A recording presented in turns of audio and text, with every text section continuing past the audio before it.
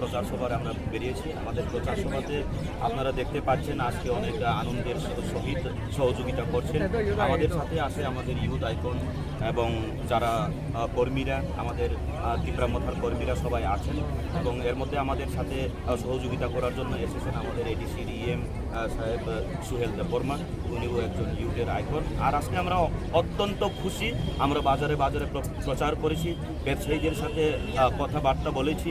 আমাদের ক্যান্ডিডেট মহারাজের একদম কাছের লোক এবং সবার প্রিয়, খুব নম্র ভদ্র এবং নতুন প্রজন্মকে নিয়ে একটা চিন্তাধারা নিয়ে কাজ করার মতো ক্ষমতা ওনার কাছে আসে। আমাদের ক্যান্ডিডেট তিপ্রামথার 48 করমছড়ার পলদাংশু, উনি আমার শালাবাবুই হয় এবং এর জন্য আমি বলছি নতুন একটা করমছড়াতে একটা নতুন পরিবর্তন যদি আনতে হয়, মহারাজের নেতৃত্বে যে 48 করমছড়ার যে মনোনীত প্রার্থী পলদাংশুকে আমরা বিপুল ভোটে জয়ী করাতে হবে। বিপুল ভোটে জয়ী করানোর পরে আমাদের এই 48 করমছড়াকে প্রকৃতভাবে উন্নত করা এবং পরিবর্তন করা তাদের কাছ থেকেই আসবে।